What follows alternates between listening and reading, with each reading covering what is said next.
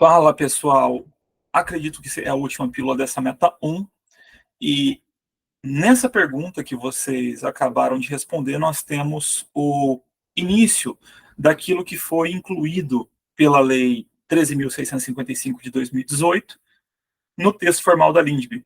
Do artigo 20 ao artigo 30 são as denominadas regras de hermenêutica de direito público. São artigos dispositivos muito importantes. Eles vêm na esteira do que a doutrina denominou de apagão das canetas ou direito administrativo do medo.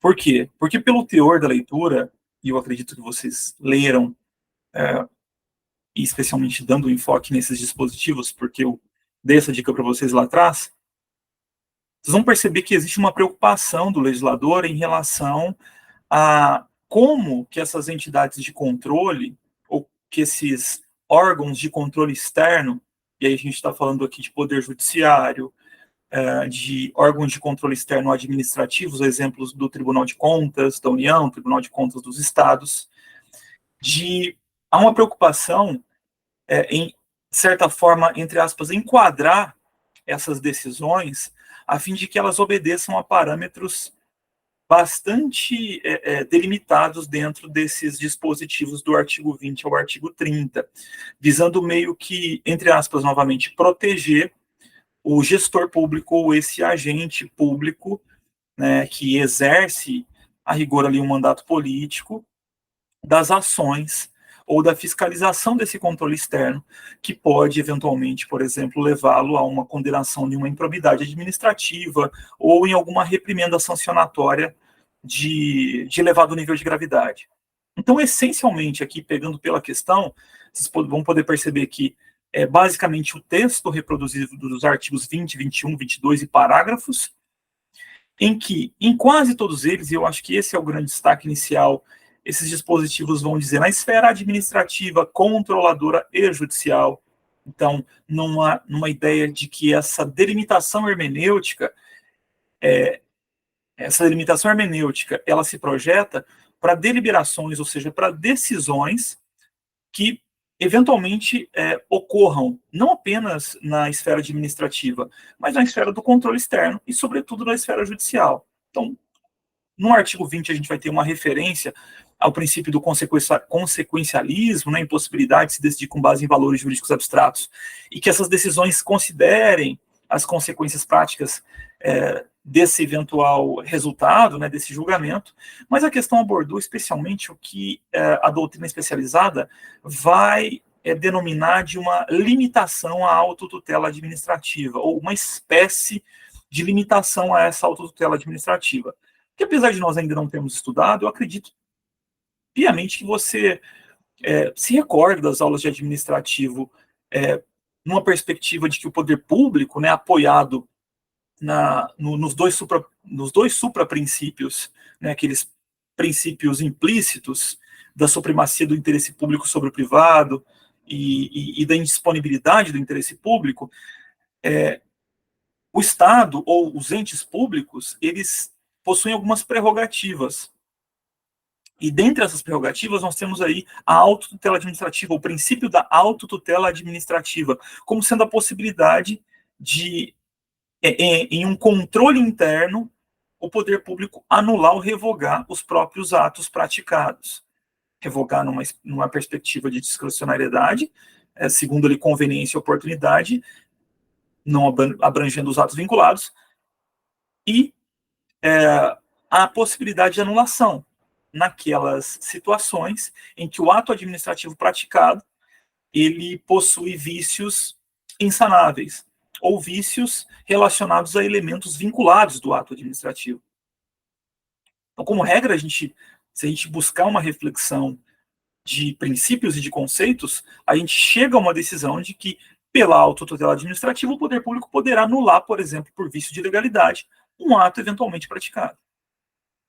Esses dispositivos do artigo 20 ao 30, eles vão se projetar especialmente para essa hipótese, ou eles vão servir para uma hermenêutica, tanto de controle, tanto de mitigação um pouco dessas decisões, e também, especialmente, baseado no que os próprios autores da minuta disseram de reforço à segurança jurídica, vai trazer regras de hermenêutica também, a fim de colocar algumas balizas nessa autotutela. Em outras palavras, não se pode fazer autotutela administrativa de qualquer forma. E aí a LINDB vai dar as diretrizes hermenêuticas e normativas de como essa autotutela poderá ocorrer a despeito de eventual vício e quando ela efetivamente não poderá ocorrer.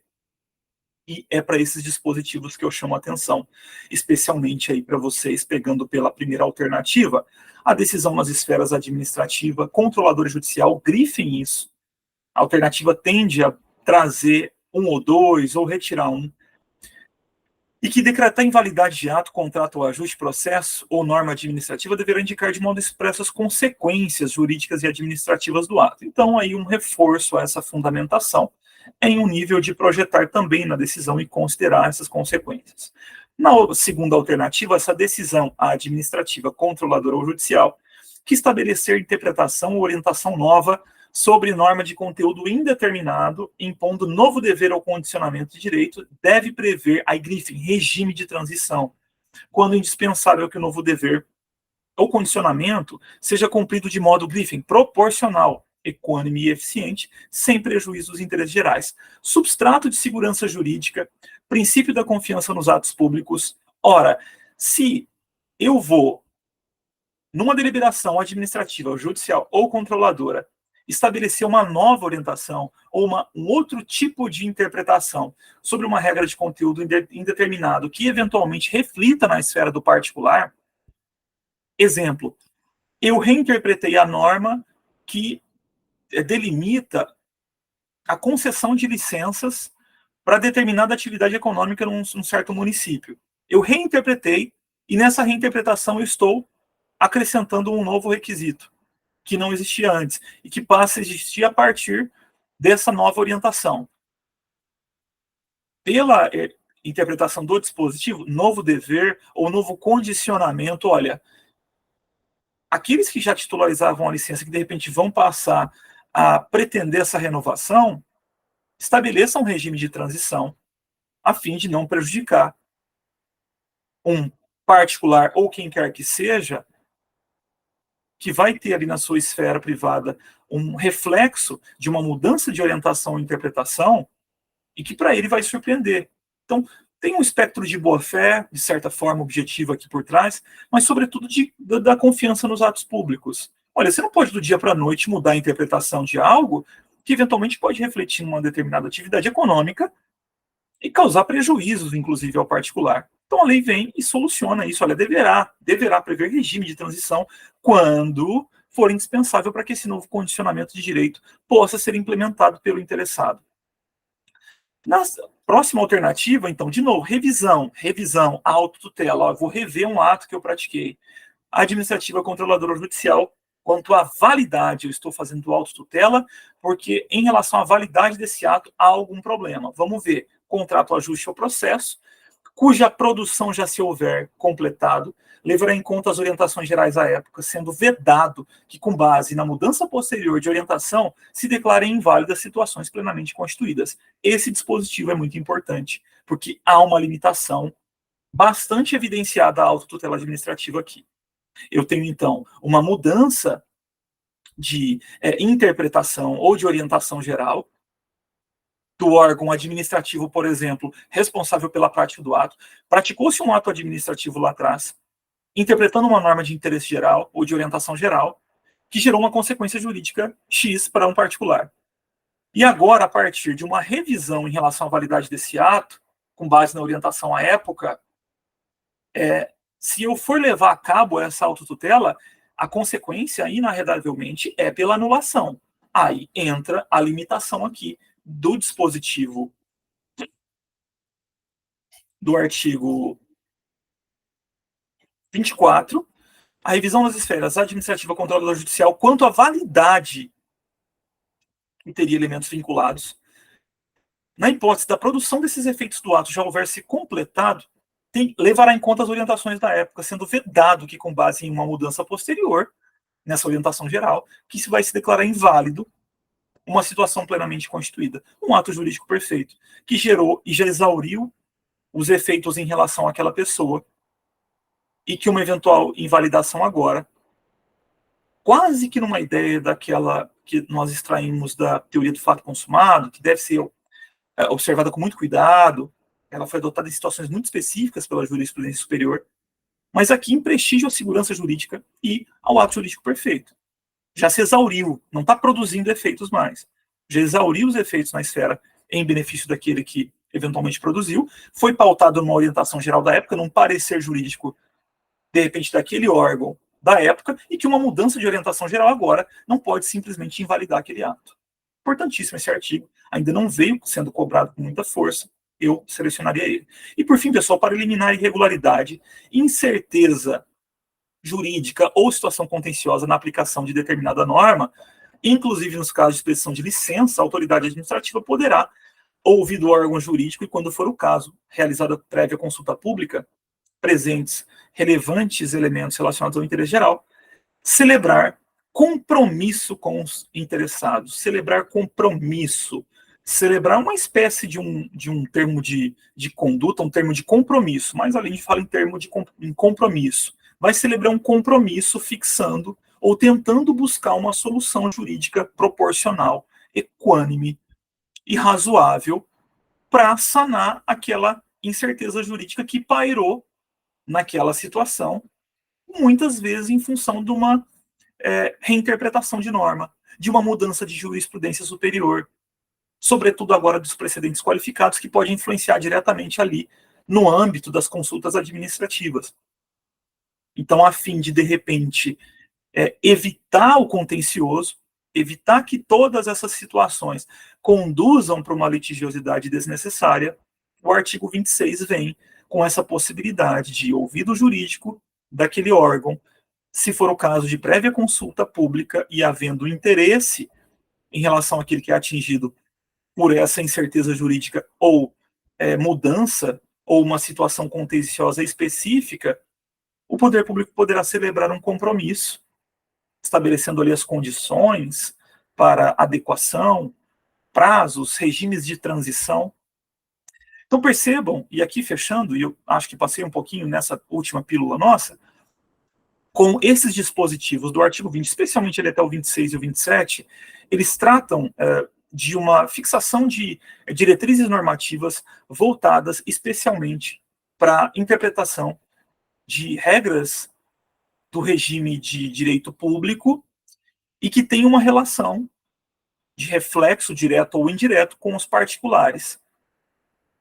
Então, numa ideia de alteração de orientação, de mudanças de posicionamentos, de exercício da autotutela administrativa, invalidação de atos já praticados, esses dispositivos eles vêm para trazer mecanismos baseados em um reforço na segurança jurídica dos atos que são praticados pelo poder público, limitando ou estabelecendo algumas condições para que essa autotutela administrativa ela não mais prejudique o seu exercício, não cause mais prejuízos do que propriamente traga benefícios ao poder público, dado o litígio que, como regra, acaba se instaurando a partir desses comportamentos, por vezes, contraditórios do poder público, quase tocando num venire contra factum próprio, nessa seara de uma ideia de estabelecer condições e regras de hermenêutica, dando aí aos agentes públicos e órgãos públicos a possibilidade de, mesmo mudando de orientação, mesmo no exercício de certas prerrogativas legais, como a autotutela, exercê-los de maneira proporcional, razoável e, sobretudo, sem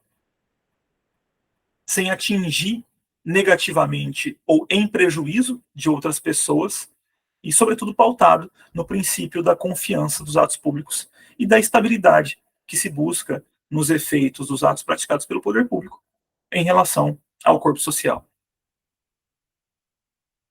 Pessoal, faltou uma alternativa? Não, falei de todas. Faltou uma. A responsabilidade civil do Estado, que era a alternativa incorreta, né, da pergunta. Coloquei ele de propósito, ela ficou bem evidenciada para chamar atenção em relação a isso. É o artigo 28. É expresso a hipótese em que você vai ter ali a possibilidade de responsabilizar o agente público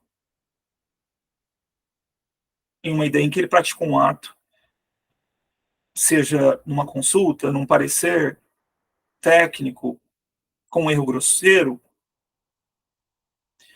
O problema é que esses conceitos, eles meio que são indeterminados. Existe um decreto que regulamenta a LINDB, que regulamenta esse dispositivo, inclusive. Regulamenta a LINDB, na verdade, né? Mas o que eu quero chamar a atenção é que você relacione esse dispositivo da LINDB com o artigo 37, parágrafo 6º ou 5º, não me recordo, o que trata da responsabilidade objetiva do Estado. Então, como regra, o Estado ele responde objetivamente por eventuais prejuízos causados pelos seus agentes públicos no exercício de suas funções. Então, naquele exemplo clássico lá, seja do policial, enfim, uma viatura do Estado ou do município, uma ambulância que estava em alta velocidade, atropela uma pessoa, estava levando um paciente para um outro hospital, atropela uma pessoa e morre. Ato ilícito que vai causar ação de danos. Essa ação de danos, pela regra e teoria adotada atualmente pelo direito administrativo no Brasil, ela impede que essa vítima acione diretamente o motorista, por exemplo, dessa ambulância, que, vamos colocar que na opinião das pessoas ou dos, dos legitimados, dos descendentes da vítima, entenderam que ele agiu com negligência. Estava em alta velocidade sem necessidade, enfim, vamos imaginar isso. Agiu com culpa. Independentemente disso, eles não podem acionar diretamente o motorista. Por quê? Porque a regra que vigora é a da responsabilidade objetiva e direta, ou seja, o particular tem que acionar diretamente. Ele não tem a faculdade de acionar, ele tem que acionar o Estado. E, nesse caso, a responsabilização vai ser objetiva, ou seja, ele não tem a necessidade, ele não tem ônus de comprovar dolo e culpa, ele só tem que comprovar nexo, ele só tem que comprovar o dano e, enfim, elementos mínimos ali do nexo causal, e a responsabilidade está firmada. Porque, por essa regra, o servidor público vai responder no regresso, nos casos de dolo ou culpa. Então, o servidor só responde no regresso perante o Estado, perante ali a pessoa jurídica de direito público a qual ele é vinculado. Se você ler essa disposição do artigo 28, você fica um pouco em dúvida se há ou não uma mitigação a essa regra, que é geral. O agente público responderá pessoalmente por suas decisões ou opiniões técnicas em caso de dolo grosseiro. Primeiro que, nesse caso aqui, não vai ser a todo agente público.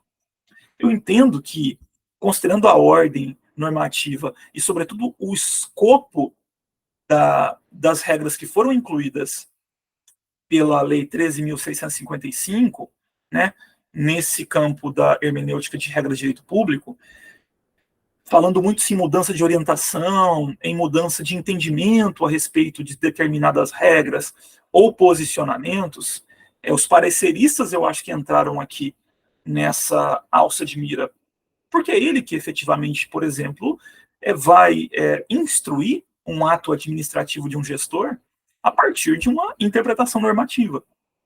Então, quando ele fala, o agente público responde pessoalmente por suas decisões ou opiniões técnicas em caso de dolo ou erro grosseiro, aqui, por suas decisões. Decisões é, enfim, ato deliberativo. Deliberativo, como regra, só o agente executivo mesmo, né? Ou um agente público que esteja exercendo função executiva. Imagina um secretário de Estado, um secretário de município, né? Um diretor de uma determinada autarquia, que praticam atos executivos, deliberativos.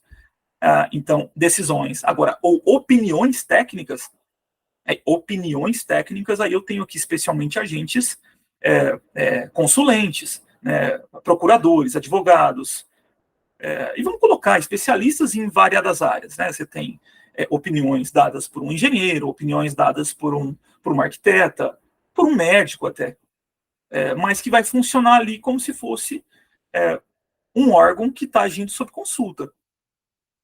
Eu dei o exemplo do procurador porque basicamente o nosso trabalho, o meu trabalho, por exemplo, é oferecer parecer. Né? São feitas consultas jurídicas e nós apontamos os caminhos, segundo o que está na lei, para onde ele pode ir ou não.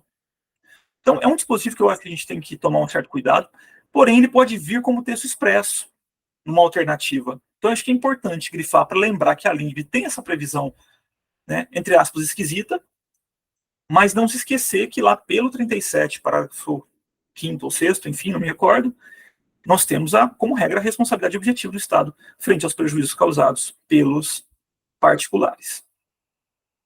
Galera, esse foi a última pílula BV dessa Meta 1. Nos vemos na próxima. Tchau!